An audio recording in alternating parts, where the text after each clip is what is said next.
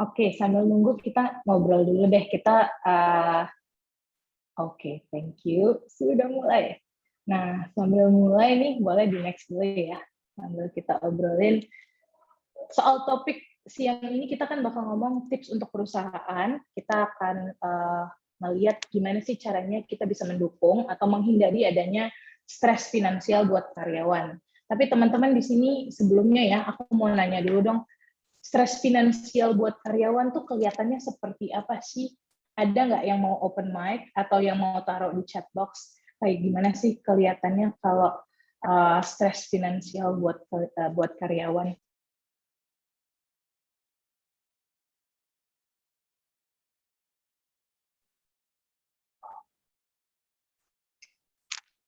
Wah, masih malu-malu nih, belum belum panas ya. Jadi aku coba tunjukin kali ya. Kalau stres finansial itu kelihatannya beda-beda. Ada yang stres finansial sambil megang kopi. Ada juga stres finansial yang kelihatan banget runyam gitu. Ada yang sampai kusut. Ada juga yang stres finansial tapi nggak kelihatan sama sekali. Nah, stres finansial ini akan berbeda-beda di tiap karyawan kelihatannya, bagaimana dia mengekspresikannya, bagaimana juga dia mau menceritakannya ke rekan kerja, ke HRD, atau ke direct report atau tim leadernya sendiri. Nah, tapi di sini kita regardless bagaimana kita bisa melihat kondisi stres finansialnya, ini pasti ada dampaknya ke perusahaan juga buat ke karyawannya itu sendiri.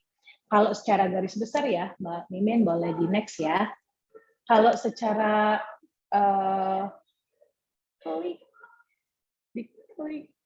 kalau secara garis besar ada riset yang bilang kalau wah ternyata dari 5 karyawan ada pasti satu yang mengalami stres finansial, di mana stres finansialnya itu sangat mempengaruhi produktivitas kerja si karyawan tersebut.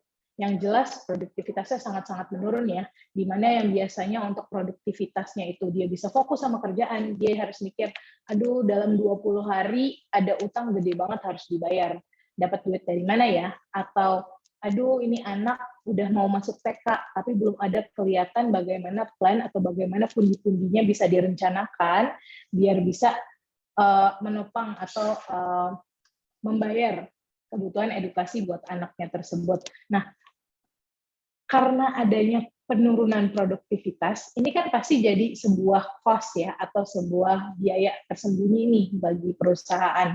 Gimana caranya biar stres finansial buat karyawan itu tidak terjadi, atau bisa ditanggulangi dengan cara memberikan fasilitas, regulasi, atau memberikan akomodasi bentuk apapun yang bisa membantu karyawan ini tidak memikirkan hal yang ke sana terlalu banyak karena sudah diberikan fasilitasnya. Nah, di sini produktivitas yang menurun, selain produktivitas yang menurun, sebenarnya banyak banget nih hal-hal yang ngaruh ke karyawan kalau dia stres finansial secara fisik. Contohnya dia akan mengalami sakit kepala yang berkepanjangan, ada kelelahan, juga ada yang sampai di tahap depresi. Nah, di sini sebenarnya ngaruh banget kalau dilihat dari hasil riset satu financial institution ya, ngomongin soal stres finansial ngaruh sama karyawan, ternyata kalau 59% dari karyawannya itu mengalami stres finansial, most likely sick days atau hari sakit ya, atau izin sakit itu akan diambil naiknya sampai 2 kali lipat banyaknya dalam sebulan. Jadi ini kan bahaya banget, ngomongin bukan produktivitas perorangan, tapi secara akumulatif perusahaan. Dari situ solusinya di webinar kali ini kita bakal ngebahas tentang financial intelligence secara sedikit dari dua belah pihak ya, dimana kita pengen nunjukin bagaimana financial intelligence ini artinya adalah memiliki dan mengelola penghasilan untuk memenuhi kebutuhan saat ini, masa depan, untuk bisa mengelola utang dengan baik, bisa menghadapi kondisi darurat pribadi karena sudah punya pundi-pundinya, juga mampu pensiun dengan nyaman, yang artinya karyawannya itu tangguh menghadapi krisis finansial.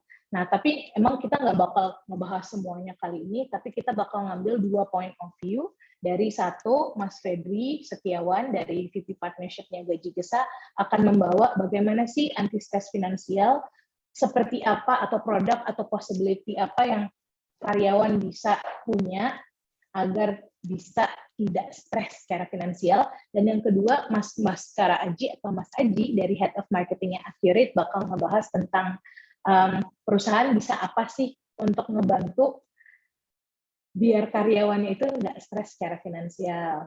Nah, ini boleh di next ya, Mimin.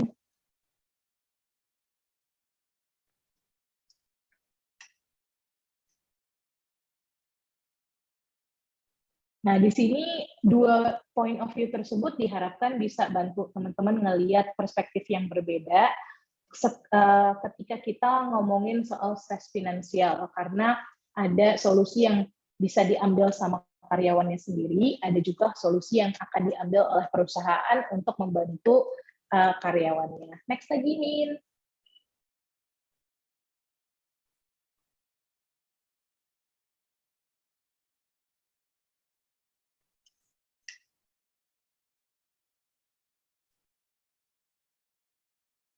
Oke, nah untuk mempersingkat waktu ya, setelah kita ngelihat nih bahasan tentang stres finansial di awal, ini kurang lebih adalah gambaran topik yang akan kita bawa nanti atau topik yang akan kita jalani hari ini sampai ke kurang lebih 1,5 jam ke depan.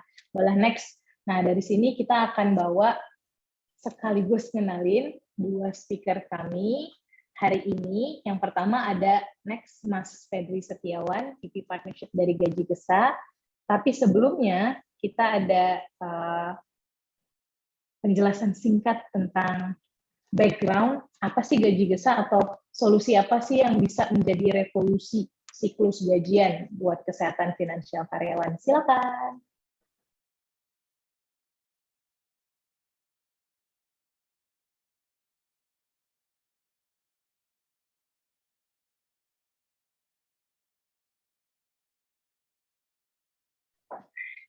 Ya, Gaji Gesa ini memberikan, hari ini kita audionya nggak kedengeran ya.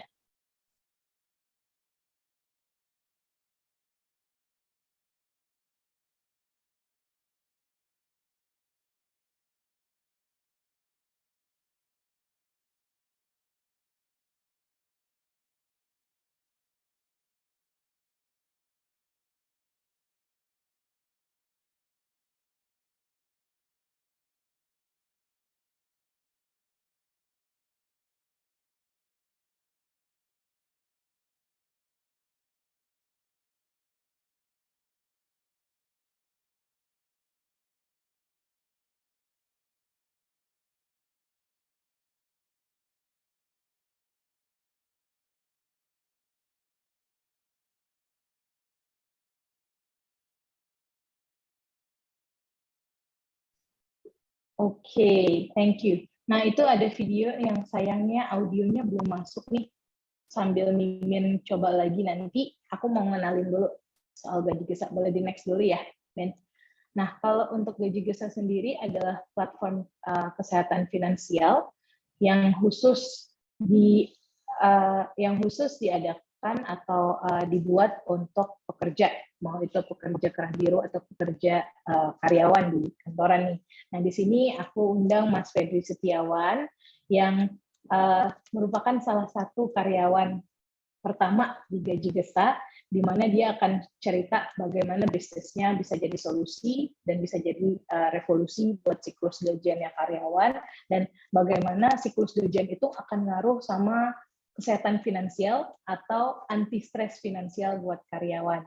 Silakan Mas Febri, perkenalkan diri, juga cerita dong, tadi kan videonya nggak terlalu kedengeran ya, gimana nih, apa sih tadi, tentang apa sih videonya?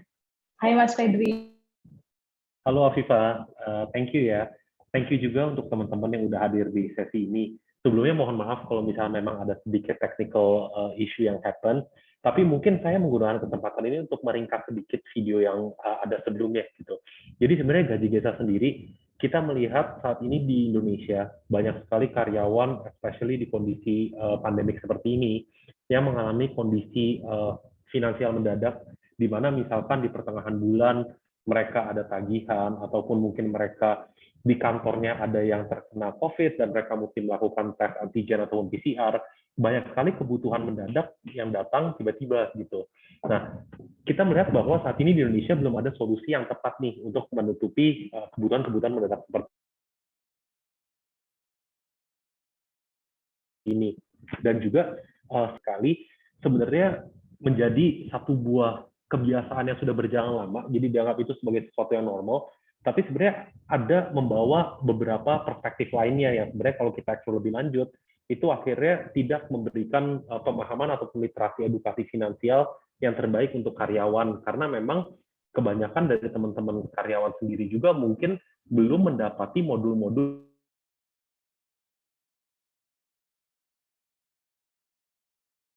untuk edukasi finansial nih, yang di sini kita mau coba memberikan edukasi finansial tersebut, berikut juga dengan teknologi untuk membantu memudahkan prosesnya, seperti itu.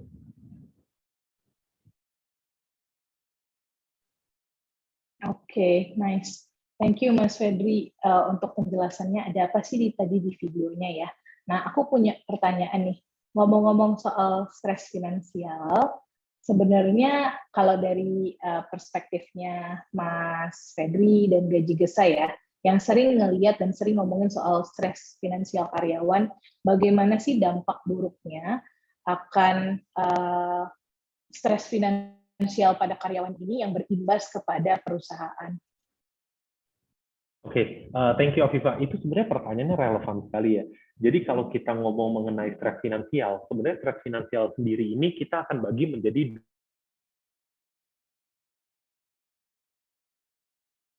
dua perspektif gitu. Dan satu lagi adalah dampak stres finansial karyawan yang akhirnya berimbas kepada perusahaan gitu.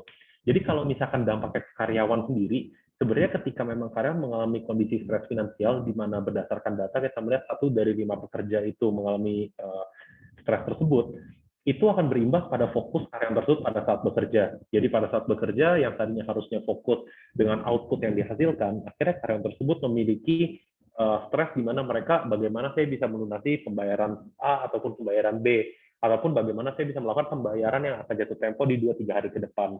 Nah, yang menjadi titik krusial juga apalagi untuk industri-industri tertentu, seperti contohnya manufaktur ataupun logistik, di mana memiliki tingkat untuk resiko kecelakaan itu cukup tinggi.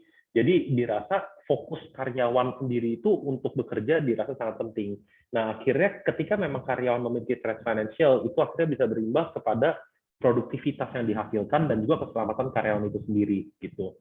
Nah, dari segi perusahaan sendiri, sebenarnya ketika stres financial itu tidak dikontrol, akhirnya saat ini banyak banget nih karyawan-karyawan yang mencari alternatif untuk kebutuhan-kebutuhan finansial mereka. Contohnya misalkan ada yang mengajukan pinjaman online ke institusi yang tidak legal, ataupun mungkin banyak teman-teman juga yang akhirnya mencari alternatif yaitu ke rentenir ataupun loan shark, di mana pada akhirnya ketika memang institusi-institusi seperti rentenir ataupun pinjol yang tidak legal ini melakukan penagihan, mereka bisa melakukan penagihan langsung direct sampai ke pihak perusahaan, di mana kadang mungkin teman-teman yang hadir di sini, semoga enggak ya, tapi mungkin ada yang pernah ditelepon, ada karyawan yang melakukan pinjaman dan belum dibayarkan, dan lain-lain. Nah, itu adalah dampak yang bisa dirasakan sampai ke level perusahaan sendiri, gitu. Jadi memang dampaknya sendiri cukup domino sih, gitu. Nah, berdasarkan riset yang kita jalani, jadi kita mencoba melihat nih, gajian bulanan yang saat ini sudah menjadi normalisasi di Indonesia, efeknya itu apa sih ataupun dampaknya gitu. Jadi yang kita lihat adalah ketika memang di hari-hari sebelumnya karyawan tidak memiliki daya beli yang cukup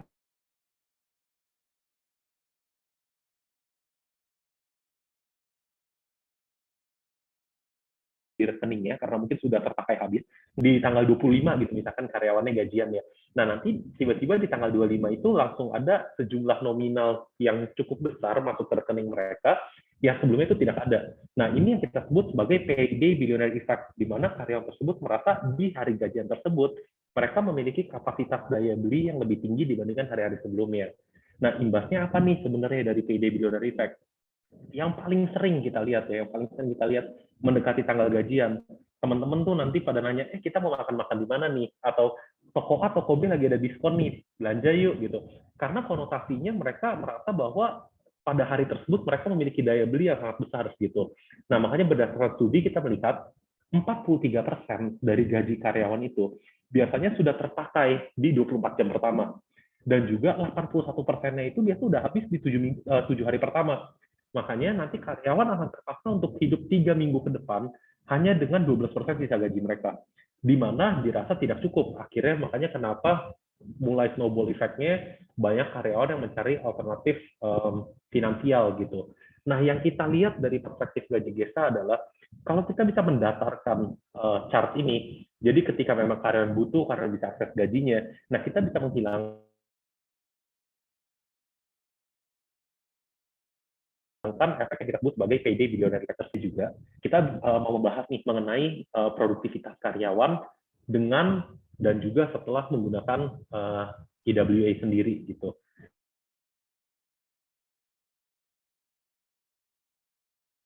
Mungkin Kak Admin boleh di next slide-nya. Nah, jadi di sini saya yakin teman-teman yang datang di sini pasti dari industri perusahaan yang berbeda-beda dan chart biru sebagai pembanding. Chart merah itu adalah mewakilkan jumlah turnover yang terjadi sebelum perusahaan mengimplementasikan EWA. Dan chart yang biru itu adalah setelah mengimplementasikan EWA. Kita bisa melihat ada perubahan yang sangat drastis terjadi di persentase turnover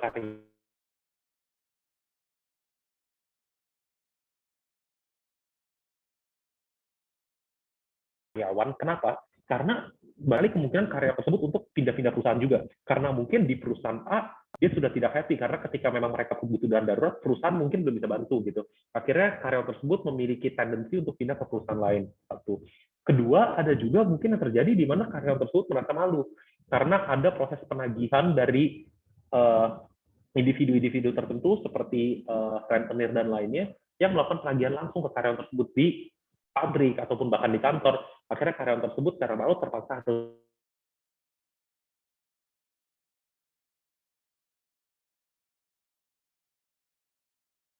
selesai. Jadi sebenarnya itu hanya dua harapan gaji fleksibel itu dapat membantu stabilisasi tingkat turnover dan juga produktivitas karyawan seperti itu. Nanti mungkin kalau teman-teman ada pertanyaan boleh taruh di chat box ya biar nanti abis ini kita bisa ngobrol lebih lanjut. Mungkin boleh ke slide berikutnya.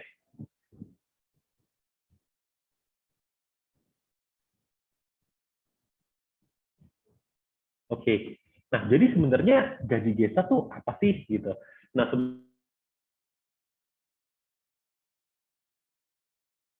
gaji Gesa sendiri kita merupakan satu buah website yang berfokus mengenai kesehatan finansial, terutama untuk karyawan gitu. Kenapa kita berfokus pada kesehatan finansial? Karena kita rasa saat ini di Indonesia dukungan untuk edukasi finansial masih belum maksimal gitu. Jadi pemahaman bagaimana cara saya bisa mengatur keuangan saya, pemahaman saya ketika saya membutuhkan sesuatu, solusi apa sih yang terbaik, dan kita mau membawa satu buah konsep yang kita sebut sebagai akses gaji fleksibel di sini untuk menjadi alternatif untuk kebutuhan finansial mendadak yang dialami oleh karyawan.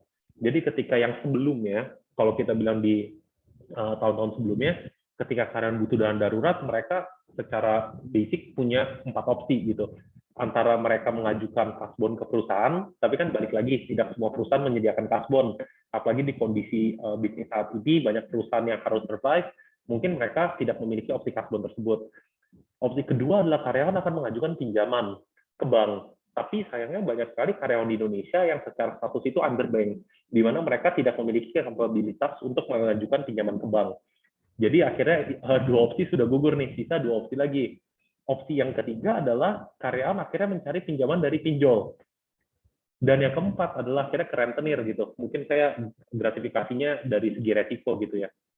Nah, ketika karyawan sudah mengakses pinjaman tersebut, akhirnya karyawan jadi terjerat dengan yang namanya gali lubang tutup lubang seperti itu. Nah, oleh karena itu gaji Gesa dengan konsep akses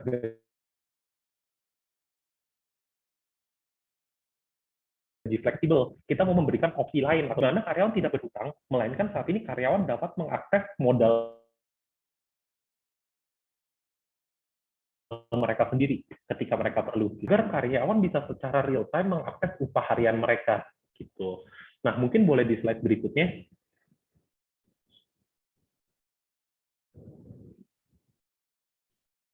Nah, kita melihat ada beberapa kasus di Indonesia yang menjadi highlight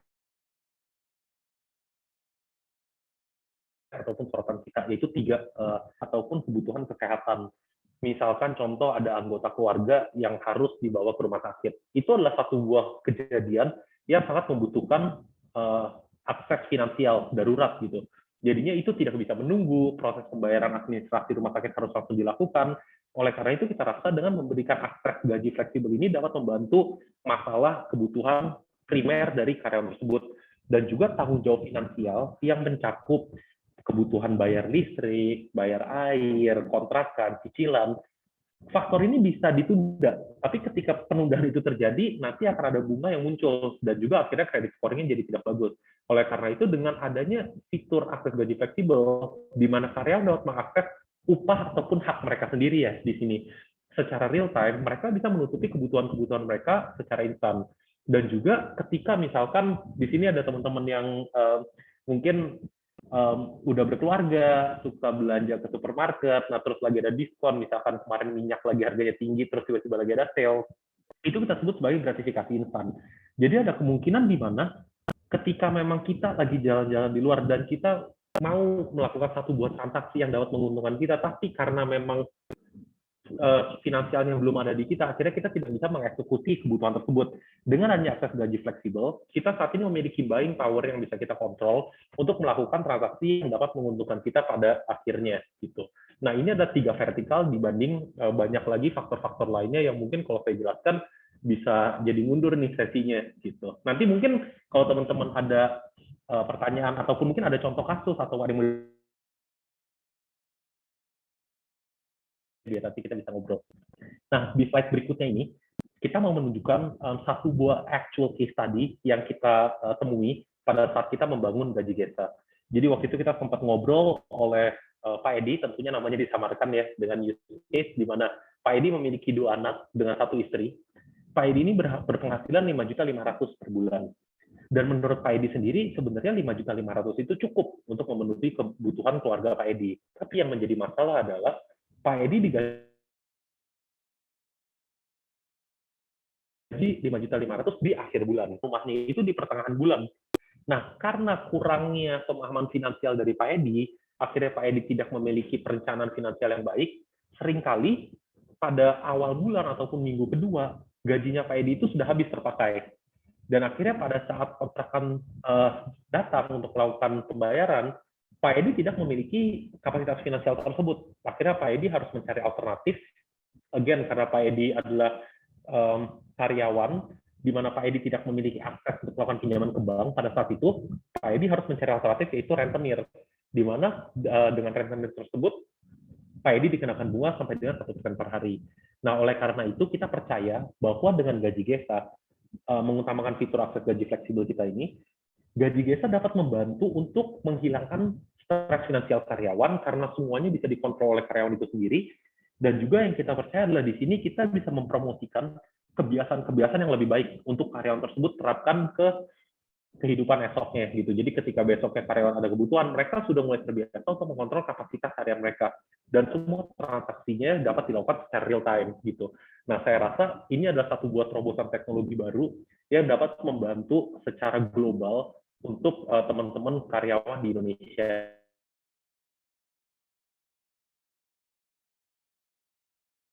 Seperti Pak.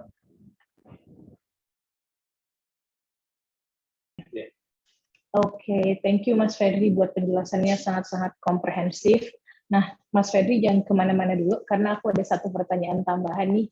Kalau tadi kan aku udah udah nanya imbasnya buat perusahaan seperti apa, terus tadi juga udah dijelasin bagaimana imbasnya ke perusahaan ya. Tapi kalau Mas Fedri sendiri pernah nggak sih bukan nyobain sih, amit-amit harus nyobain ya, tapi mengalami stres finansial dan secara personal bagaimana sih Mas Fedri bisa either menyeimbangi keadaan atau bisa cope up dengan overcoming situasinya.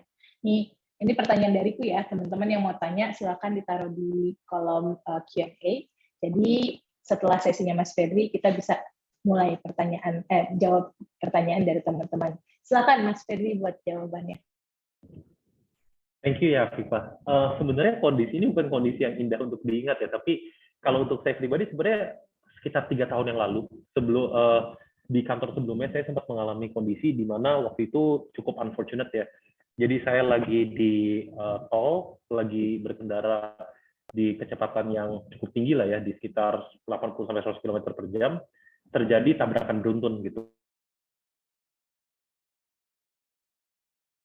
Nah, di posisi tersebut, mobil saya kebetulan sudah tidak diasuransi. Nah, akhirnya karena memang tabrakan beruntun, tidak ada pihak yang bisa tanggung jawab satu sama lain, terpaksa itu menjadi beban untuk saya pribadi melakukan proses reparasinya.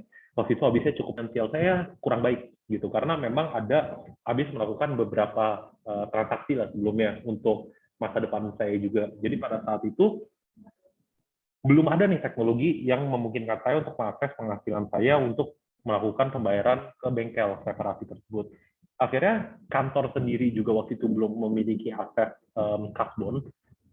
Untungnya saya memiliki alternatif, yaitu melakukan pinjaman ke teman. Jadi tidak sampai ke rentenir ya. Saya melakukan pinjaman ke teman, pada saat gajian baru saya menutupi lagi untuk membayar proses reparasi yang saya pinjam ke teman saya sendiri. Tapi itu cukup membuat stres, karena walaupun kita pinjam ke teman, tetap itu kan membawa reputasi kita ya. Apalagi kalau sampai memang kita gagal bayar dan lainnya.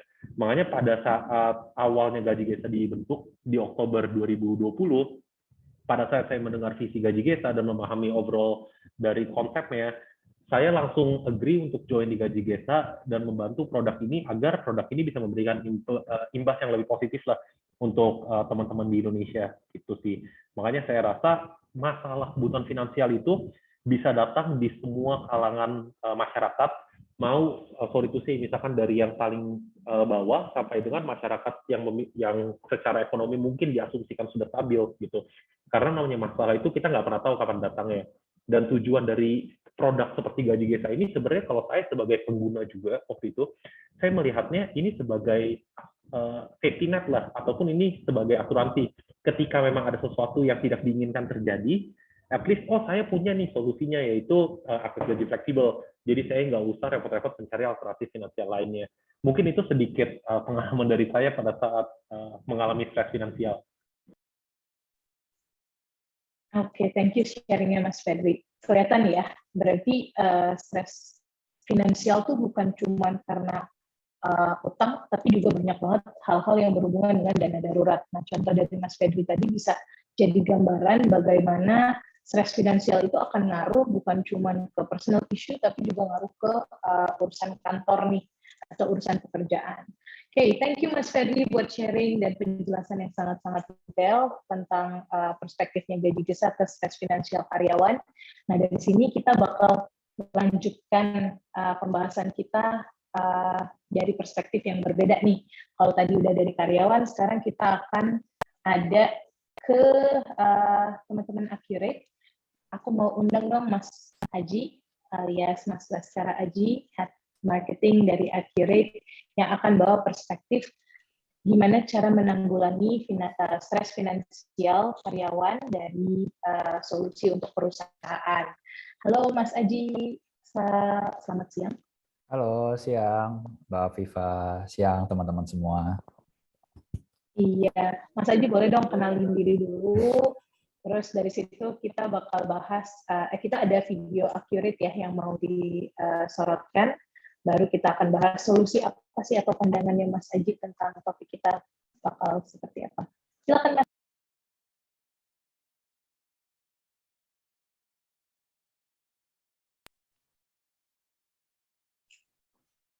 Mas Aji, kenalin diri dulu, boleh nggak? Oh, oke, keren sambil nunggu.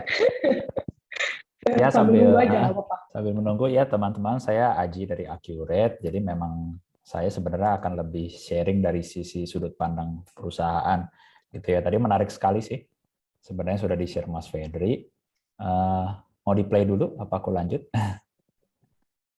Boleh di-play dulu. Baru dari situ Mas Aji sambil carry on ya. Silakan. Yes. Ya mungkin sambil kudali. Terkadang ada suara.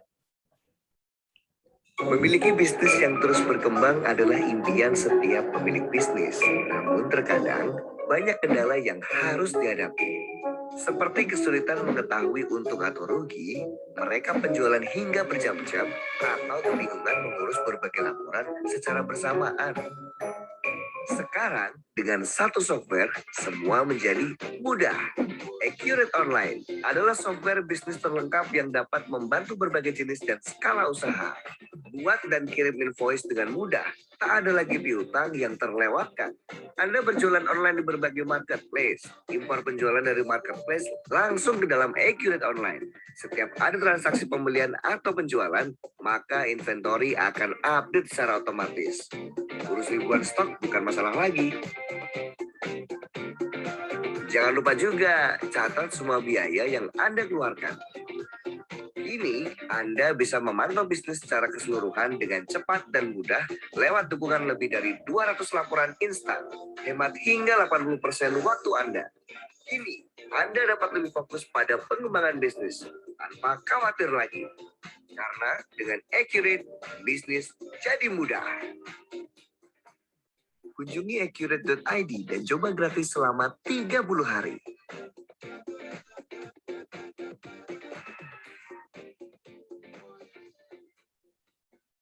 Oke, nah itu tadi penjelasan tentang Accurate. Silahkan Mas Aji.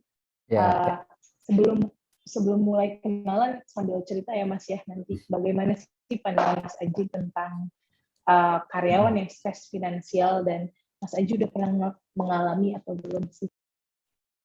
oke, stres finansial ya. Mungkin saya kurang tepat kalau saya sharing gitu, karena saya kebetulan dalam tanda kutip agak pelit ya orangnya. Jadi agak lebih banyak porsi yang tersimpan gitu sih. Jadi ya kurang sesuai lah ya sebenarnya seperti itu. Tapi saya memahami karena saya pernah melihat juga dari rekan-rekan saya ada yang seperti itu sih. Jadi makanya tadi mendengar Mas Ferdi sebenarnya menarik sekali gitu ya, karena ternyata saya juga baru tahu oh ada layanan yang seperti itu gitu, dan saya rasa sih itu akan sangat membantu sih Mbak Afifa untuk ya agar tidak sampai pindah ke yang rentenir tadi ya. Poinnya sih seperti itu sih kalau dari saya. Nah, cuman mungkin di sini kan kembali saya kan sebenarnya coba melihat dari sudut pandang yang berbeda ya. Kalau kita melihat kan untuk agar topik kita anti stres finansial karyawan gitu ya. Karena dari sini saya melihat dari sisi perusahaan, sebenarnya perusahaan pun juga stres gitu kan, tidak cuma karyawan gitu. Nah, jadi bagaimana kalau kita bicara biar karyawan bisa lebih sejahtera ya sebenarnya saya akan melihat bagaimana perusahaan ini bisa lebih tidak stres dari sisi finansialnya, sehingga nantinya akan ikutlah mendorong dari sisi karyawannya juga. Mungkin seperti itu sih nanti arah dari saya, Mbak Viva. Oke, thank you. Silakan Mas Aji kalau gitu carry on.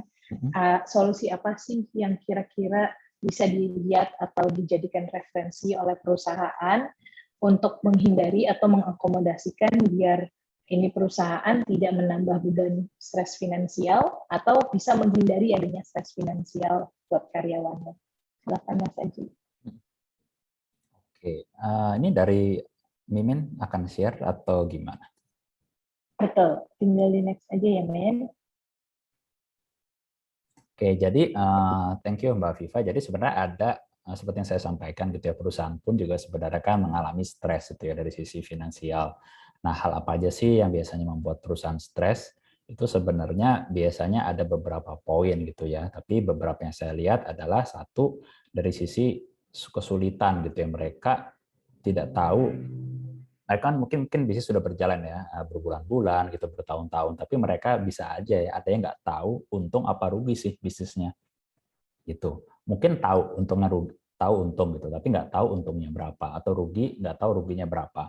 Kedengaran aneh ya, tapi sebenarnya itu kenyataannya di luar sana ada yang seperti itu gitu. Jadi itu dari sisi pengetahui untung atau rugi. Nah, poin kedua adalah dari sisi mungkin untuk perusahaan yang menjual secara kredit ya. Biasanya sih di retail ya cukup banyak gitu. Jadi ini bicara terkait piutang gitu. Jadi ada yang entah sudah jatuh tempo tapi tidak bisa ditagih, atau kita bingung nih mana sih pelanggan kita yang akhirnya beli kredit, nilainya berapa dan lain sebagainya. Karena kalau mereka gagal bayar kan dari sisi kita juga kesulitan ya, keuangan ujung-ujungnya stres seperti itu. Nah, poin ketiga yang cukup banyak juga adalah dari sisi stok. Ini juga kembali lebih banyak di retail. Jadi mungkin saking banyaknya jenis barang kita gitu kan, tiap barang pun juga jumlahnya banyak.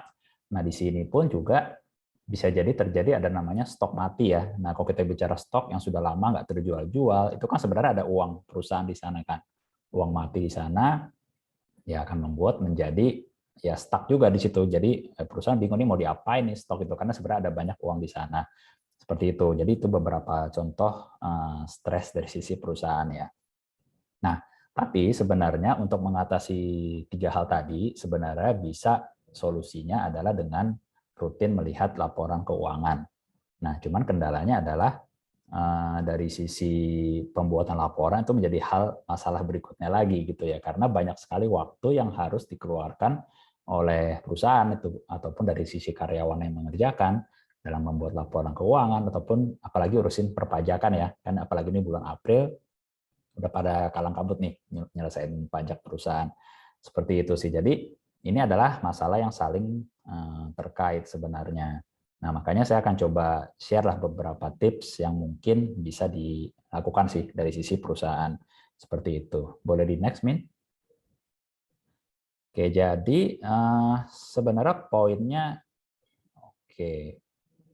Yang terkait cash flow, Min, sorry.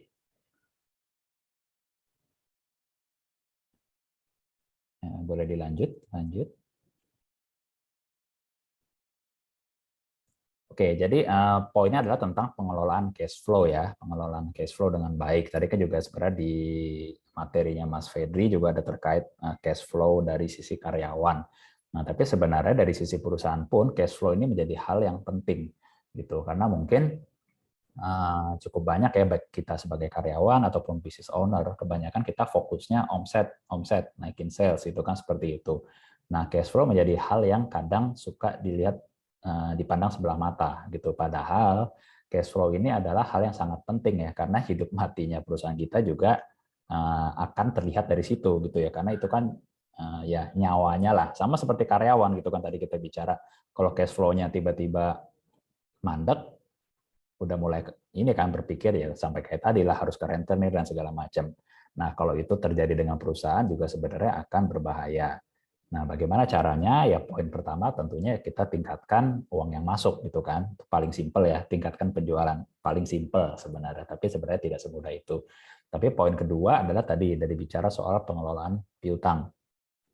Gitu. Jadi misalkan tadi kita yang melakukan penjualan secara kredit itu kan, dengan kita harus bisa melihat siapa saja sih pelanggan kita yang menjual yang membeli ya secara kredit, lalu kapan jatuh temponya gitu kan, berapa nilainya, jangan sampai ada yang terlewat gitu, karena sebenarnya ya itu adalah sumber uang kita gitu. Nah, ini yang mungkin kadang suka menjadi miss ya, di mana ada loh perusahaan yang penjualannya tinggi ya, omsetnya tinggi, tapi cash flow-nya selalu minus gitu, karena ya lebih banyak penjualannya secara kredit, susah ditagih lah dan lain sebagainya.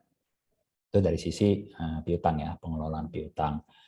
Lalu juga efisiensi biaya ya, itu juga penting gitu kan, karena ya tidaklah harus di masa pandemi lah ya, sebenarnya kita sebagai perusahaan biaya yang tidak penting sebenarnya tidak perlu dikeluarkan. Nah, atau kita bicara tadi soal stok gitu ya. Kalau kita punya banyak barang yang tidak terjual gitu kan, padahal kita lagi kesulitan keuangan, ini kan menjadi hal yang sangat bikin stres ya. Kita punya loh uang, tapi dalam bentuk barang gitu. Nah, barang ini gimana caranya harus bisa dijual? Yaitu pengelolaannya menjadi penting ya. Apakah kita harus diskon atau mungkin ke depannya bagaimana supaya ini tidak terjadi? Itu kan lebih penting ya. Jadi perlu perencanaan yang tepat di sana. Atau di poin keempat adalah terkait kalau kita sebagai pembeli malah ya, kita sebagai vendor beli ke vendor, misalkan kita biasa beli, saya mau beli dong 100 barang, tapi biasanya tenornya 30 hari baru dibayar. Nah, kita bisa saja coba nego ya, mungkin kalau memang kita sudah punya track record yang bagus, oke saya mau ambil 200 dong sekaligus, tapi bayarnya 90 hari, bisa nggak? Nah, itu kan tergantung negosiasi ya. Efeknya apa? Efeknya dari sisi perusahaan kita bisa mendapatkan cash inflow lebih cepat sebenarnya kan, tapi keluarnya baru 3 bulan lagi itu sih untuk membayarnya. Jadi hal-hal seperti ini akan sangat membantu sih, apalagi kalau tadi butuh pinjaman modal usaha. gitu ya, kita bisa negosiasi gimana supaya bisa lebih lama, restrukturisasi dan lain sebagainya. Nah, jadi sebenarnya mungkin hanya sedikit contoh ya bahwa dari sisi perusahaan pun sebenarnya cash flow ini menjadi penting gitu. Jadi harapannya adalah dengan kalau dari cash flow perusahaan ini menjadi lancar, gitu perusahaan bisa menjadi lebih maju, ya harapannya dari sisi karyawan pun juga akan ikut terbawa ya. Itu kan harapan idealnya seperti itu sih. Nah, mungkin poin kedua di luar dari cash flow adalah dari sisi penggunaan tools ya. Ini sebenarnya yang akan lebih relate dari sisi karyawan sih. Gitu. Jadi mungkin ini bisa next aja, nggak apa-apa. Jadi sebenarnya dari sisi, mungkin tadi di video juga sudah sempat di-share ya, bahwa kalau kita bicara menggunakan tools, itu sebenarnya tidak hanya membantu dari sisi perusahaan. Itu tadi kan kita bicara soal penghematan waktu bisa sampai 80% ya, pekerjaan administrasi gitu kan. Nah, hal-hal seperti ini sebenarnya bisa diminimalisir dengan menggunakan tools digital yang tepat. Gitu. Jadi dari sisi karyawan yang sebenarnya mungkin sehari-hari kerjanya itu aja gitu. Nah, dengan sudah semakin sedikitnya waktu sudah berkurang jauh ya. Nah, dia bisa fokus untuk mengembangkan dirinya sebenarnya. Jadi bisa ada tambahan pekerjaan yang sebenarnya naik level gitu kan, sehingga ujung-ujungnya bisa mendapatkan promosi. Itu sebenarnya jangka panjangnya bisa ke arah sana. Dan dari sisi perusahaan pun juga sebenarnya akan performanya menjadi jauh lebih baik. Ini dalam arti sebenarnya tidak dengan menambah biaya yang lebih besar kan, seperti itu. Jadi sebenarnya relate-nya sih di situ sih. Jadi dari sisi perusahaan secara finansial tidak stres, tapi secara dibantu oleh tools pun juga akan membantu performa menjadi lebih baik dan ujung-ujungnya akan ke karyawannya juga sih. Mungkin itu saya coba relate-nya ke arah sana ya, Mbak Viva. Seperti itu sih.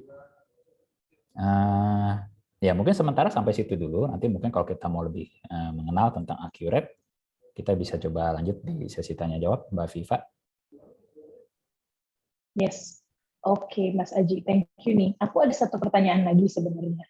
Kalau dampak buruk menurutnya Mas Aji ya, dampak buruk stres finansial karyawan ke perusahaan itu paling berat dari perspektifnya teman-teman Accurate itu apa sih? Oke, thank you. Jadi dampak buruk sebenarnya dari ada beberapa ya. Mungkin saya lihat pertama dari penurunan performa. Tadi mungkin jadi juga sudah sempat di-share sama Mas Fedri. Jadi kalau performa karyawan kita sudah menurun, sebenarnya juga ya ujung-ujungnya ke performa secara perusahaan kan juga akan menurun. Tapi sebenarnya akan lebih beratnya lagi kalau dari sisi yang tadi yang sudah sampai apa ya, menular gitu loh, sudah sampai menular ke teman-teman kantor yang lain. Itu mungkin kadang sebenarnya yang bermasalah hanya satu, tapi kan namanya negative vibes itu sebenarnya menyebar dengan cepat gitu ya. Nah, itu akan menyebar kemana-mana sehingga ya ujung-ujungnya perusahaan juga yang dirugikan sih. Mungkin seperti itu, Mbak Viva. Sama ya, I see. Jadi kalau dilihat dari jawabannya Mas Aji, Mas Fedri, kita udah punya common answer atau satu jawaban yang kurang lebih familiar ya. Ngomongin soal kinerja, ngomongin kinerja ke produktivitas, juga ngomongin bagaimana lingkungan juga akan terpengaruh. Dan secara garis besar perusahaan karyawannya juga jadi ikut ketularan gitu akan stres finansial tersebut. Nah, thank you banget Mas Aji dan Mas Fedri sudah memaparkan solusi yang bisa diberikan dari sudut pandang masing-masing. Nah, sekarang kita masih nunggu nih teman-teman yang mau tanya, yang mau minta penjelasan lebih lanjut tentang produk-produknya juga boleh. Jadi kita bisa explore solusi yang possible buat menghindari adanya stres finansial buat karyawan. Sambil nunggu, boleh yang punya pertanyaan mulai diketik di kolom Q&A. Nah, tadi tuh ada satu video yang sebenarnya ke skip ya, punyanya teman-teman Gaji Gesa itu videonya nggak pakai suara, jadi biar dua-duanya mudah dipahami, boleh Mimin sambil menuju share videonya, kita sambil nunggu teman-teman di sini untuk taruh pertanyaannya di Q&A ya. Silakan. Atau kalau misalnya, kita bisa ya.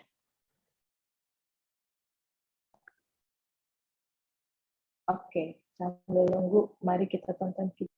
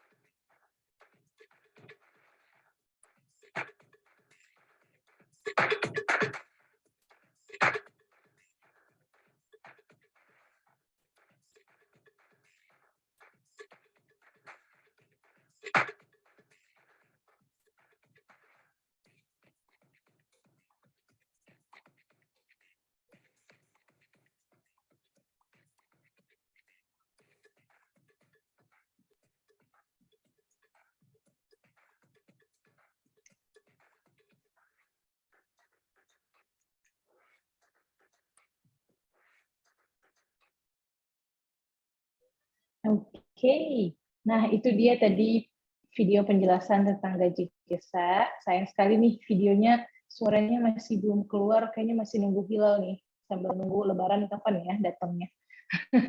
Nah ini ada 50-an orang yang datang, pastinya banyak pertanyaan yang masih belum ditaruh di Q&A, tapi banyak yang datangnya ke personal chat.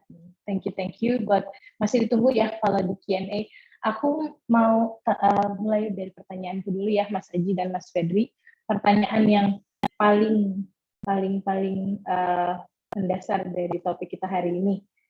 Apa aja sih contoh hal yang membuat seorang karyawan bisa mengalami stres finansial, dan biasanya apakah perusahaan tuh udah bisa mengakomodasikan sebuah solusi untuk diberikan atau difasilitasikan ke karyawan.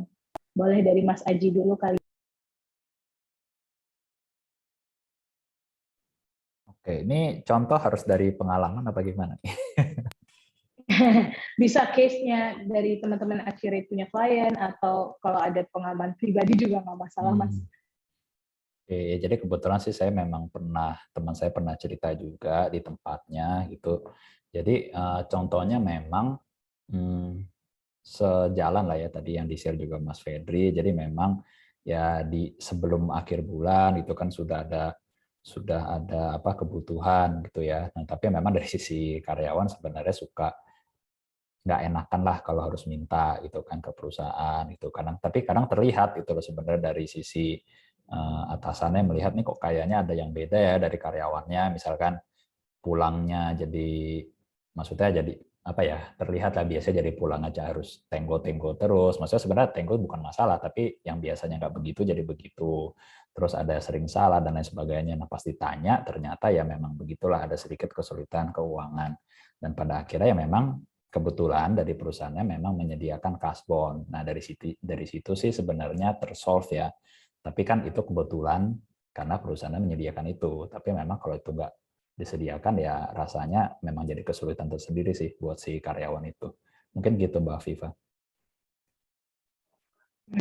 Sih ada berbagai macam ya. Ada yang kurang planning, ada juga yang punya kebutuhan mendadak ya, Mas Aji ya. I see. Kalau dari Mas Fedri gimana Mas? Pendapatnya Mas Fedri atau case-nya apa sih yang sering terjadi, alasan atau contoh hal yang membuat seorang karyawan itu bisa mengalami stres secara finansial?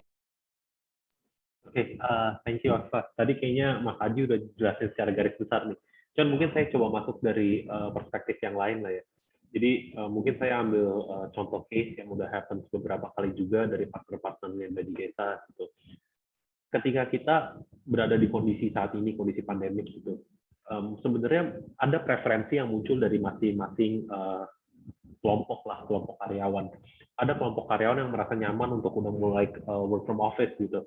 Tapi ada beberapa kalangan juga yang sebenarnya nggak prefer nih untuk datang ke keramaian, tapi karena memang itu menjadi tuntutan pekerjaan, akhirnya mereka harus akhirnya datang juga.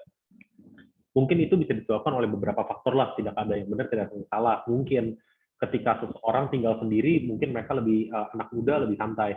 Tapi kalau memang contohnya masih tinggal sama orang tua dan lain-lain, atau ada anak bayi, itu kan pasti menjadi diskusi yang berbeda gitu.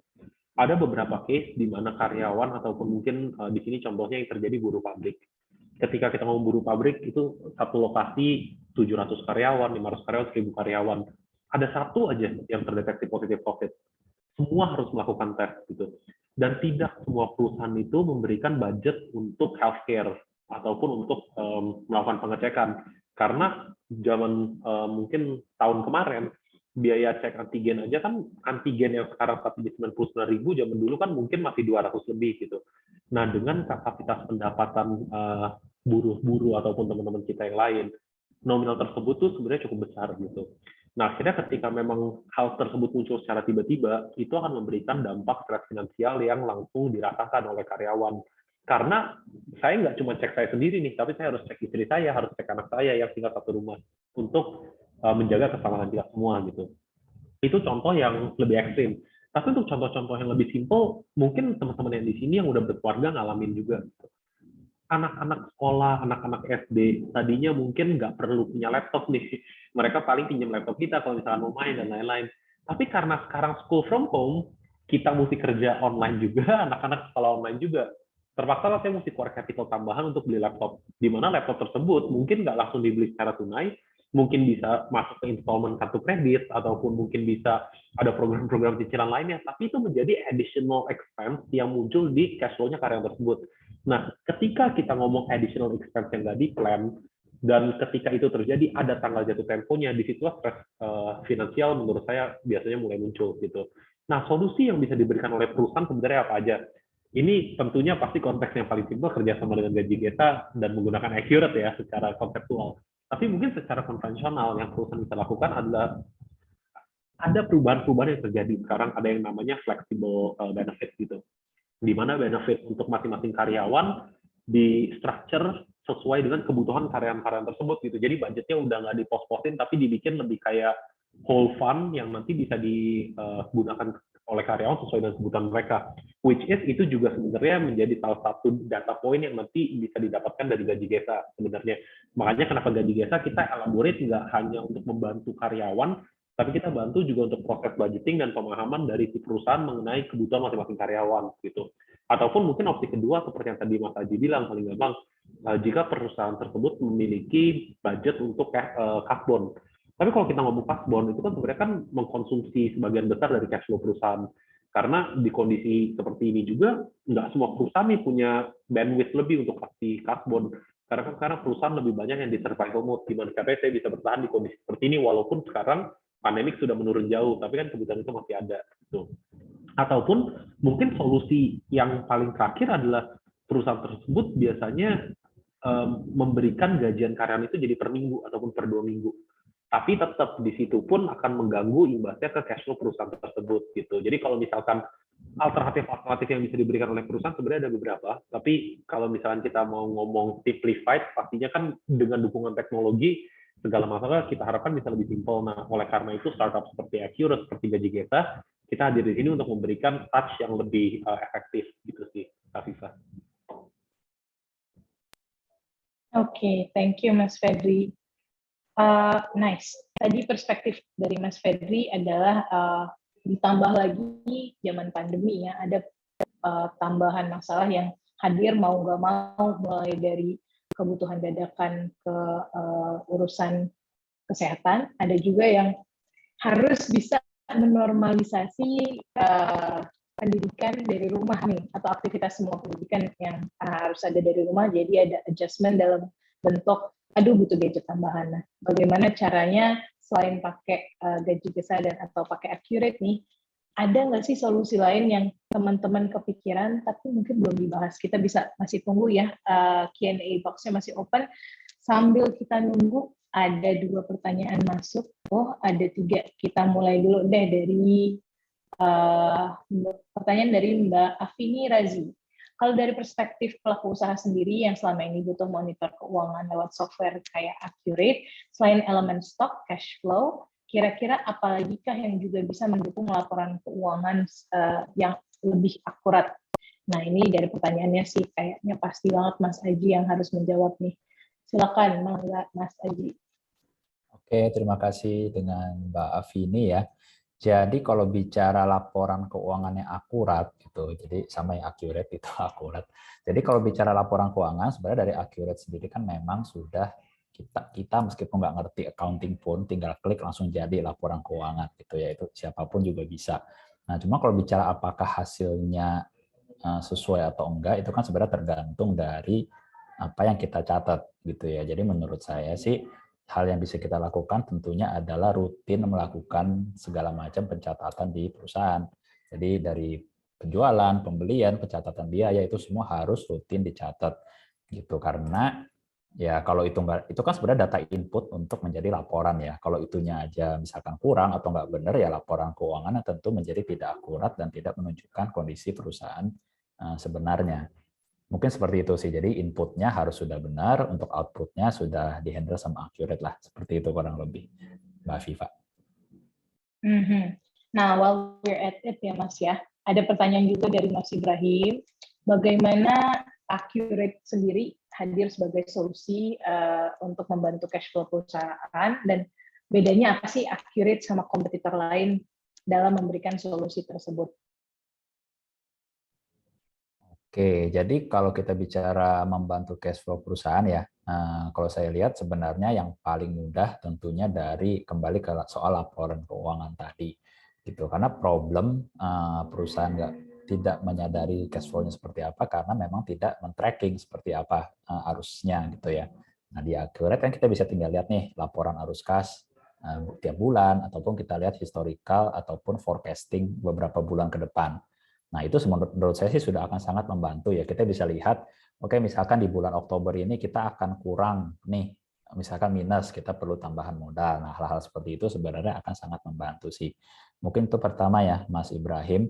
Terus kalau bicara soal dibandingkan dengan kompetitor lain, oke, jadi sebenarnya poin utamanya adalah banyak tools di luar sana sebenarnya kan. Jadi tergantung dari masing-masing kebutuhan perusahaan nih seperti apa. Cuma kalau dari sisi Accurate, kami memang menyediakan fitur yang sangat lengkap, tapi dengan harga yang nggak bikin stres perusahaan. Seperti itu sih, karena cuma dari Rp7.000 per hari aja, semua perusahaan udah bisa menggunakan Accurate. Jadi siapapun bisa menggunakan sistem yang powerful untuk bikin perusahaan nggak stres. Seperti itu mungkin, Mas Ibrahim. Oke, mantap. Berarti jangan sampai solusi buat perusahaan juga bikin stres perusahaan ya. Jadi ini yang bikin perbedaan ya antara Accurate dengan solusi sejenis. Oke, thank you Mas Aji. Sekarang kita lanjut lagi ke pertanyaan dari Mbak Miranda Waseso. Jadi sebenarnya EWA, Enrich Access, dan Cashbone itu beda atau sama sih? Silakan, ini saatnya Mas Fedri. Silakan dijawab. Thank you Afifa udah moderate juga. Thank you Mbak Miranda ya. Jadi sebenarnya gini, kalau pemahaman Cashbone itu kan sebenarnya satu buah konsep yang udah ada dari dulu ya. Pemahamannya sebenarnya kalau misalkan dibilang sama, kita beda antara EWA dengan Cashbone.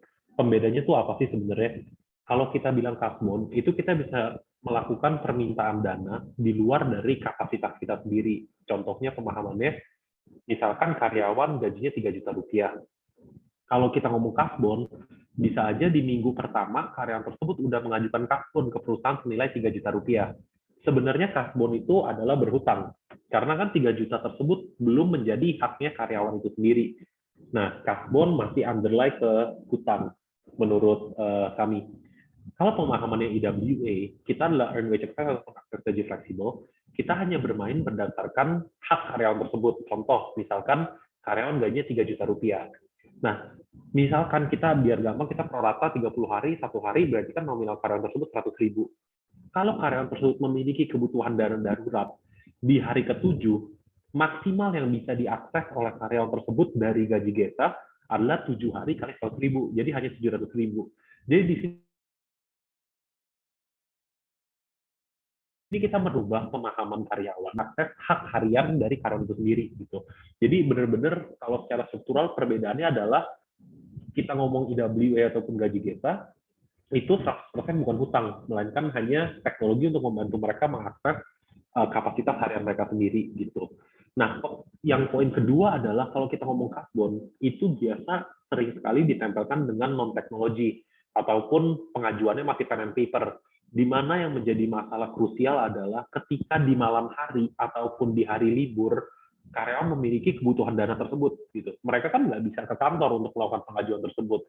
Nah, kalau kita bicara konsepnya gaji Geta dan EWA, ini adalah satu buah teknologi yang memungkinkan karyawan dapat mengakses kebutuhan tersebut kapanpun, dimanapun, secara real time gitu. Jadi kita benar-benar mau yang mungkin kalau tadi diingat juga pas saya presentasi, saya bilang kita melihat diri kita sebagai safety net. Jadi ketika memang di kondisi apapun karyawan tersebut memiliki kebutuhan darurat, mereka bisa langsung mengakses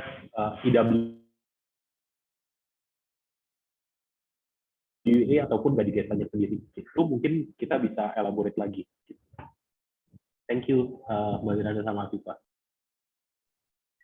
Oke, Mas Fedri sangat menjawab. Thank you. Ada tambahan pertanyaan buat Mas Fedri, ada di kolom chat.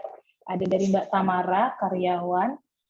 Pertanyaannya adalah, masalah finansial masih dianggap hal yang bersifat pribadi. Emang sangat-sangat tabu ya, Mbak Tamara ya.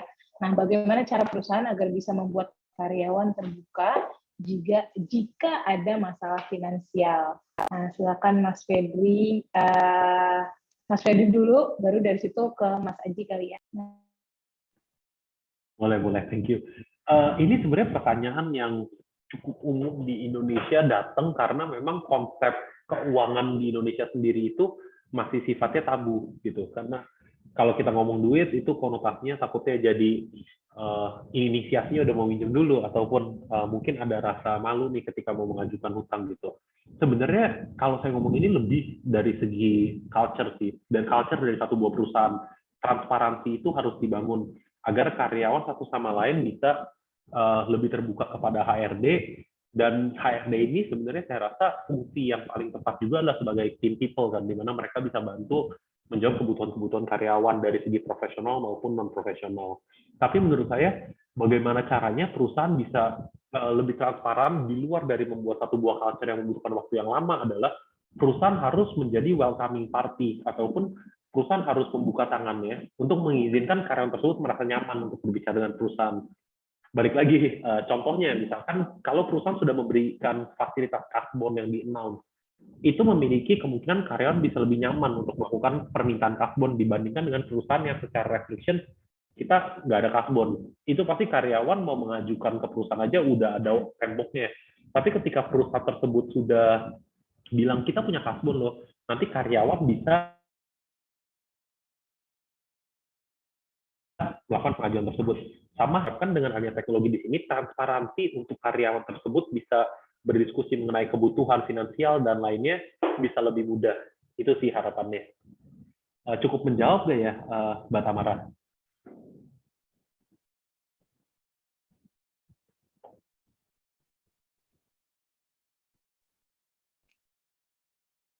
Cukup, Mas, kata Mbak Tamara. Thank you. Nah, kalau Mas Aji ada pandangan lain atau ada jawaban lain, silakan. Sama sih sebenarnya sama Mas Febri, karena kan dari sisi aware ya, gimana biar aware sih sama kesehatan finansial, tentunya dari ya sering mengadakan sharing lah, misalkan seperti personal financial planning dan lain sebagainya. Jadi kan kita tahu ya sebagai pribadi itu harus, kalau kita punya gaji nih harus diapain sih sebenarnya gitu kan, daripada hanya sekedar kita keluarkan untuk kebutuhan sehari-hari seperti itu ya. Itu jadi dari sisi awareness-nya. Tapi kalau soal bagaimana karyawan bisa terbuka, ya seperti yang Mas Fedri bilang, ya mungkin memang harus perusahaannya dulu yang membuka diri ya, menyampaikan, oh ya kita open loh untuk seperti ini, ya jadi tentu mereka akan lebih beranilah untuk menyampaikan seperti itu. Ya mungkin poin ketiga ya dengan menggunakan tools seperti Gaji Gesa, ya itu sebenarnya sudah terbuka secara otomatis kan, jadi mereka akan lebih berani. Mungkin begitu Mbak Afifa, thank you. Oke, thank you buat tambahan.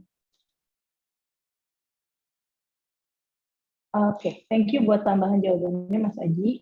Nah, ini kita ada satu pertanyaan lagi. Ada dua sebenarnya, tapi dari Mbak Miranda semua. Thank you Mbak Miranda, ini kayaknya harusnya kita kasih ini ya, award buat peserta teraktif. Yeah. Oke, pertanyaan yang pertama dulu nih dari Mbak Miranda. Laporan keuangan yang bisa dibuat dari Accurate itu bisa disesuaikan dengan kebutuhan perusahaan nggak sih? Mungkin boleh dijelaskan lebih detail ya. Baru dari situ kita akan lanjut ke pertanyaan Mbak Miranda yang selanjutnya. Silakan Mas Aji. Oke, terima kasih Mbak Miranda. Untuk laporan keuangan di Accurate ini ada lebih dari 200, Mbak. Semua bisa digunakan ya sesuai kebutuhan. Kalau dirasa masih kurang, itu juga masih bisa disesuaikan. Contoh, kita mau lihat laporan penjualan barang gitu ya. Kita mau tambahin kolom baru nih. Oh, mau lihat berapa kuantitasnya, mau lihat ini nomor invoice-nya berapa. Jadi masih bisa kita modifikasi lagi sesuai dengan kebutuhan. Gitu. Jadi bisa di custom maunya seperti apa sih, selama datanya ada pasti bisa kita tampilkan reportnya di Accurate. Mungkin kurang lebih seperti itu Mbak Miranda. Oke, I see. Berarti ini yang akan pakai Accurate itu biasanya siapa sih Mas Aji kalau di dalam satu perusahaan? Oke, menarik Mbak Viva. Jadi secara umum memang dari sisi ini ya, biasanya sih dari sisi accounting and finance tentunya, gitu kan, atau dari sisi manajemen, top manajemen ke atas biasa buat lihat reporting ya. Tapi sebenarnya di luar itu juga bisa digunakan dari sisi purchasing, dari sisi orang gudang, sisi sales pun juga bisa menggunakan Accurate itu, karena memang untuk fiturnya sebenarnya cukup lengkap ya solusinya, nggak cuma dari sisi pembukuannya aja. Seperti itu sih. HRD pun terkait penggajian juga bisa sebenarnya dicatat di situ sih. Tapi meskipun ujung-ujungnya ke pembukuannya ya arahnya. Seperti itu mungkin, Mbak Viva. Oke, I see. Ini berarti sebenarnya solusinya saling terkoneksi ya antara Accurate dan Gaji Gesa ya. Ada urusan pencatatan penggajian yang dimana itu dipakainya bukan cuma sama business owner atau HRD, karena itu bisa dipakai juga sama teman-teman yang pakai Gaji Gesa kalau fungsinya akan relatable gitu, atau bisa dikombinasikan. Mantap. Nah, kalau pertanyaan selanjutnya nih dari Mbak Miranda, sebenarnya ini tadi sempat dibahas ya, seberapa pengaruh sih stres finansial karyawan ini terhadap perusahaan. Nah, kalau dari bahasan dari tadi, udah beberapa sempat kesenggol, tapi boleh dong dibahas lagi, kalau misalnya karyawannya itu stres finansial, ada biaya tambahan nggak sih yang perusahaan butuh keluarkan agar tidak ikut kena dampaknya? Menurut Mas Aji dan Mas Febri gimana nih? Dari siapa yang kita mulai ya? Dari Mas Febri dulu deh, boleh. Aduh, kalau dari saya nanti panjang. Jadi sebenarnya gini sih, kalau misalkan kita bicara dampak stres finansial ya, tadi di presentasi saya sempat singgung sedikit mengenai potensinya itu lebih bisa dibilang snowball. Jadi efeknya mungkin pertama didampakkan oleh si individu tersebut atau si karyawan, tapi imbasnya itu adalah output yang akan diterima dari sisi perusahaan sendiri gitu. Dari sisi karyawan, mungkin kalau kita mau benar-benar spend time untuk membahas ini ya, kita ngelihat tingkat resikonya itu akan berbeda dari masing-masing industri. Balik lagi mungkin seperti yang contoh tadi saya sampaikan di awal, kalau kita ngomong di industri-industri logistik, manufacturing, mining, oil and gas, di mana fokus tinggi itu diperlukan untuk pekerjaan hari-harian mereka. Kalau terjadi satu aja kesalahan, imbasnya adalah kecelakaan di tempat kerja gitu. Nah, ketika stres finansial itu muncul di sektor-sektor tertentu, akhirnya karyawan misalkan truck driver logistik gitu, mereka tidak fokus pada saat mengemudi, mikirin mesti bayar hutang ataupun mikirin tagihan saya bentar lagi jatuh tempo, saya belum punya source of fund untuk mengisi itu. Amit-amit mereka mengalami kecelakaan. Satu kontainer itu nominalnya sangat besar. Kayak contohnya kemarin ada kasus yang truk membawa minyak goreng terjatuh, berapa M akhirnya hilang. Itu adalah biaya yang bisa muncul ketika stres finansial itu hadir. Kalau misalkan contoh lainnya di pabrik gitu, buruh lagi mengoperasikan mesin, fokusnya hilang, amit-amit ada kecelakaan pada saat dia mengoperasikan mesin tersebut karena tidak fokus. Biaya yang perusahaan harus berikan untuk memberikan medikasi ataupun pengobatan, dan juga karyawan tersebut akhirnya tidak bisa bekerja selama sekian bulan, namun masih berhak atas gajinya, itu akan menjadi output loss yang dialami oleh si perusahaan itu sendiri gitu. Itu adalah dampak dari sisi finansial. Tapi menurut saya ada dampak lagi dari sisi moral perusahaan. Ketika memang karyawan tersebut stres finansial, akhirnya karyawan tersebut tidak bisa memberikan output terbaik. Ada contoh di mana perusahaan tersebut nantinya bisa kena klaim kalau memang mereka menyediakan barang ke distributor ataupun ke supplier karena tidak bisa menutupi kuota yang dijanjikan di awal. Itu tidak hanya financial tapi juga moral perusahaan ataupun image perusahaan tersebut. Ada juga waktu di mana contoh misalkan service based company seperti Gaji Gesa, seperti Accurate gitu. Misalkan tim support kita lagi stress financial nih, terus dia dapat telepon pertanyaan dari klien ABCD panjang kali lebar, akhirnya karena karyawan tersebut tidak dalam kondisi hati yang sempurna, tidak memberikan output yang diharapkan oleh si klien tersebut. Akhirnya image-nya dari perusahaan tersebut tidak baik dari segi service level, dan ada kemungkinan kehilangan klien tersebut juga. Jadi kalau kita ngomong kenapa stress financial ini menjadi topik utama yang kita bawa di sesi ini, karena dulu stress financial itu di underrated. Kenapa? Karena memang mungkin kondisinya masih belum tersorot.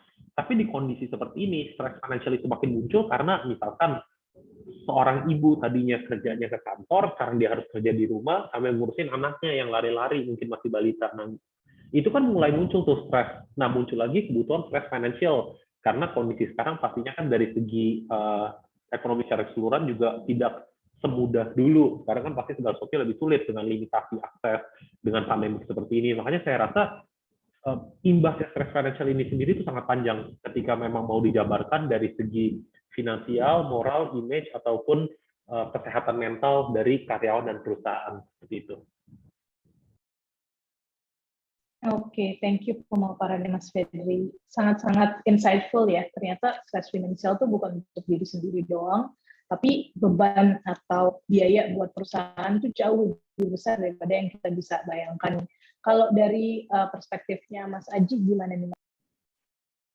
Ya, paling saya cuman menambahkan sedikit aja ya, karena rasanya dari Mas Ferry sudah sangat komprehensif untuk contoh dan penjelasannya. Jadi untuk yang pasti saya sepaham ya bahwa kalau bicara soal pengaruhnya ke perusahaan itu akan berbeda-beda tergantung dari industrinya. Seperti tadi misalkan contohnya kan memang kalau yang seperti mungkin seperti pabrik gitu ya yang memang karyawannya sangat banyak, itu kalau sampai ada yang stresnya sudah 10% aja itu akan sangat berpengaruh besar ya kalau memang mereka perlu fokus tinggi seperti itu sih. Tapi mungkin kalau untuk industri yang levelnya ya mungkin tidak perlu seperti itu ya. Anggaplah misalkan di Accurate lah, misalkan di kita kalau misalkan ada yang mengalami seperti itu, saya rasa sih tidak, dampaknya belum akan signifikan seperti itu. Mungkin belum sampai level perusahaan, tapi dari sisi mungkin berhenti di level tim dulu ya, karena sebenarnya itu kan fungsi kita sebagai leader ya. Kalau kita melihat dari tim kita sudah mulai ada kendala di sana, harusnya ya memang peran dari kita sebagai leadernya yang bisa membantu untuk ngobrol dulu lah ya, seperti itu baru kita eskalasi ke perusahaan. Mungkin seperti itu sih Mbak Viva. Thank you. Oke, nice. Thank you Mas. Ini Mbak Miranda yang sangat-sangat curious anaknya. Semoga terjawab ada dua perspektif dari Mas Fedri dan Mas Aji tentang apa sih dampak, dan aku kasih spicy dikit dari pertanyaannya, biaya langsung yang kena ke perusahaan. Oke, nice. Kita udah menjawab kurang lebih 7 pertanyaan dari attendance. Ada beberapa dari aku juga. Boleh di back dulu kali ya. Nah ini kita memang hampir sampai di penghujung acara nih. Sedikit lagi. Aku boleh dong minta satu kali lagi request ke Mas Aji dan Mas Fedri. Satu hal yang mau di-emphasize atau satu hal yang mau di-highlight pembelajaran dari obrolan kita di topik tips buat perusahaan untuk membuat lingkungan atau membuat kebijakan anti-stres finansial buat karyawannya. Boleh satu learning-nya aja, mulai dari kayaknya Mas Aji boleh deh. Silakan Mas. Oke, thank you Mbak Viva. Dari saya mungkin learning yang bisa kita ambil adalah sebenarnya dari dua sisi ya. Jadi dari sisi perusahaan, selain memikirkan dari sisi perusahaan, ternyata perlu melihat bahwa ya ada dampaknya nih kalau kita kurang memperhatikan lah ya dari sisi karyawan, bahwa hal-hal seperti tadi kebutuhan di tengah bulan yang sepertinya dianggap sepele ternyata bisa memberikan dampak yang cukup besar gitu ya, tergantung dari industri perusahaannya. Tapi juga dari sisi karyawan juga selain itu perlu memperhatikan juga nih kondisi dari perusahaan seperti apa gitu kan. Kalau memang ternyata perusahaan juga lagi stres ya mungkin perlu dipertimbangkan kapan waktu yang tepat untuk menyampaikan hal tersebut ya. Mungkin seperti itu dari saya Mbak Viva. Thank you. Oke, thank you Mas Aji. Ya silakan Mas Fedri, bagaimana pembelajaran? Oke, thank you. Insightful juga dari Aji tadi. Saya jadi bingung nih gimana biar bisa cope sama Mas Aji. Kan mungkin kalau dari saya cukup simple aja. Mungkin saya pakai prinsip dulu juga ya, sedia payung sebelum hujan lah. Jadi kita harus prepare for the worst. When things happen, at least kita udah punya prevention plan-nya. Contohnya seperti kesiapan kita untuk memanage data ataupun kesiapan kita untuk memanage stok penjualan dan lainnya. Itu menjadi satu hal yang penting untuk survival satu buah bisnis. Nah, terus juga untuk persiapan ketika memang ada kondisi yang tak terduga dialami oleh karyawan, bagaimana bisa kita sebagai perusahaan membantu memfasilitasi sebaik mungkin untuk karyawan agar ketika hal-hal tersebut terjadi, karyawan tersebut bisa mengambil solusi yang terbaik untuk mereka dan juga ke depannya itu sendiri. Jadi saya lebih mengambil ke peribahasa kuno, lebih ke sedia payung sebelum hujan untuk prepare something better for the worst gitu sih. Oke, thank you Mas Fedri. Nah itu kurang lebih rangkumannya. Kalau akhir kata dari kami sebenarnya apapun itu alasan adanya stres finansial buat karyawan, perusahaan butuh preparing atau menyiapkan apa ya, fasilitas, akomodasi, regulasi, tools atau alat yang bisa diberikan atau bisa disediakan agar mengurangi beban tersebut. Karena sebenarnya stres ini berhubungan langsung dengan bagaimana kita merasa tidak memegang kendali. Nah, untuk membuat karyawan dan perusahaan itu memegang kendali penuh terhadap pekerjaannya, nah Gaji Geser dan Accurate bisa share lebih banyak solusi setelah ini. Jadi teman-teman dari HR, business owner, atau dari karyawan manapun yang melihat wah solusinya sepertinya sangat-sangat relevan nih dengan kebutuhan perusahaan teman-teman sendiri, boleh di next kali ya, Min ya, boleh hubungi Gaji Geser dan Accurate. Kita ada something special yang akan di-share nantinya lewat Instagram atau Twitter, atau bisa langsung ke gajigeser.com atau accurate.id. Nah di sini kita punya banyak solusi yang sebenarnya belum sempat di-share. Jadi tunggu aja setelah webinar kali ini tentang tips buat perusahaan tentang anti-stress financial karyawan, kita bakal ada something yang bakal kita publish soon. Sekitaran bulan depan kita akan umumkan apa sih, ada apa yang lebih seru atau ada bahasan apa lagi antara Gaji Geser dan Accurate biar solusinya bisa lebih dipahami dan lebih relevan buat teman-teman. Nah, sampai sini aku rasa karena kita udah nyampe di penghujung acara ya, sampai sini saya atas nama Gaji Geser dan Accurate mau mengucapkan lagi-lagi terima kasih buat teman-teman yang sudah memakai waktunya di tengah hari ini ya untuk mendengarkan topik yang sangat-sangat penting ini.